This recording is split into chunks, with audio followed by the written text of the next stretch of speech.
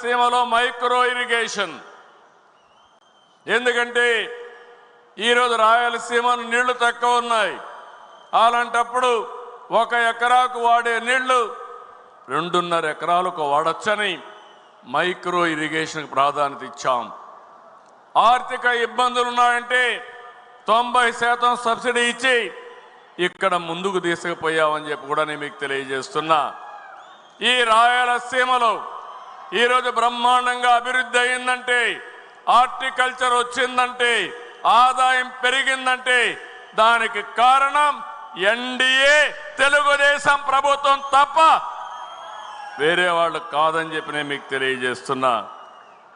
ఇలాంటి కార్యక్రమాలు తీసుకుని ఇవే కాకుండా మీరు చూస్తే ఎక్కడికక్కడ పూల సుబ్బయ్య వెలుగొండ కానీ అదే మాదిరిగా మిగిలిన అన్ని కూడా పూర్తి చేయడానికి ముందుకు పోతున్నాం. వెలుగొండ పూర్తి చేస్తాం. ఇంకొక పక్క మీరు చూస్తే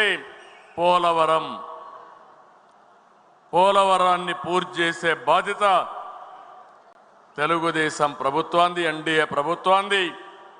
2027 డిసెంబర్ నాటికి వీలైతే జూన్కి పోలవరాన్ని పూర్తి చేసి జాతికి అంకితం చేస్తామని హామీ ఇస్తున్నాం.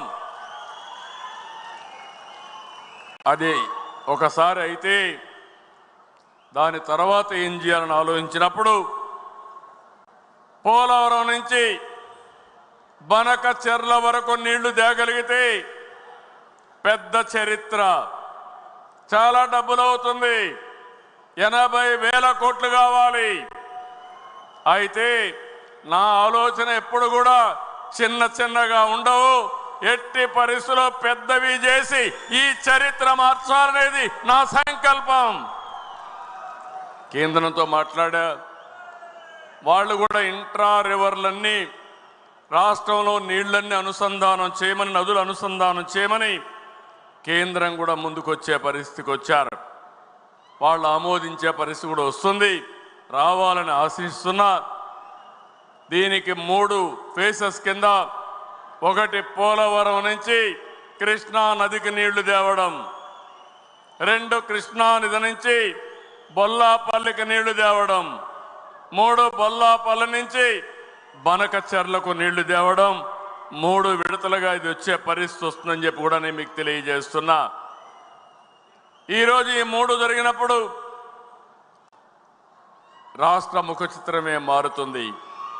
అదే సమయంలో వంశధార నుంచి గోదావరి నదుల అనుసంధానం చేస్తాం. అప్పటికి మీరు చూస్తే వంశధార శ్రీకాకుళంలో ఒరిస్సా బార్డర్లో ఉంటే అక్కడి నుంచి నీళ్లు వస్తే పెన్నా నది అనుసంధానం అయితే మీరు ఒక్కసారి ఊహించినప్పుడు నదుల అనుసంధానం పూర్తిగా సంపూర్ణం అవుతుంది. ఈ నదుల అనుసంధానం చేసి తెలుగు నేలపైన జలహారతి ఇచ్చి ఈ తెలుగు తల్లి రుణం తీర్చుకుంటారని మరొక్కసారి మీ అందరికీ విజ్ఞప్తి చేస్తున్నా. కొంతమంది అంటున్నారు ఎవరికి అనుమానాలు అవసరం లేదు, ఆంధ్రప్రదేశ్ రాష్ట్రం చివరి రాష్ట్రం కాబట్టి ఎక్కడ నీళ్లు వచ్చినా మన తర్వాత సముద్రంలోకి వెళ్తాయి. పోలవరం తర్వాత రాజమండ్రి తర్వాత సముద్రం తప్ప వేరే మార్గం లేదు. అలాంటప్పుడు సముద్రంలోకి పోయే నీళ్లు మనం వాడుకుంటే ఈ నీళ్ల వల్ల తెలంగాణకు కూడా లాభం ఉంటుంది తప్ప ఎవరికి నష్టం లేదు. ఇక్కడ బీఆర్ఎస్ అయితే ఏదో నష్టం వచ్చినట్టు మాట్లాడుతున్నారు. నేను ఆ రోజు కూడా ఏదైతే వాళ్ళు ప్రాజెక్టు కట్టినప్పుడు గోదావరి పైన నేను ఎప్పుడు కూడా అబ్జెక్ట్ చేయలేదు. నా ఆలోచన ఒకటి, తెలంగాణ కానీ ఆంధ్రప్రదేశ్ రాష్ట్రం కానీ నాకు ఎప్పుడు చెప్పాను, 2 కళ్ళను ఆ రోజు చెప్పా, ఈ రోజు చెప్తున్నా, హైదరాబాద్ అభివృద్ధి చేసింది నేనే, గంటాపదంగా చెప్పగలుగుతాను. విభజన జరిగిన తర్వాత హైదరాబాద్ తెలంగాణ రాష్ట్రానికి చెందితే నేను గర్వపడ్డాను. ఈరోజు దేశంలోనే ఎక్కువ తలసరి ఆదాయం వచ్చే రాష్ట్రం తెలంగాణ రాష్ట్రం. దానికి నాంది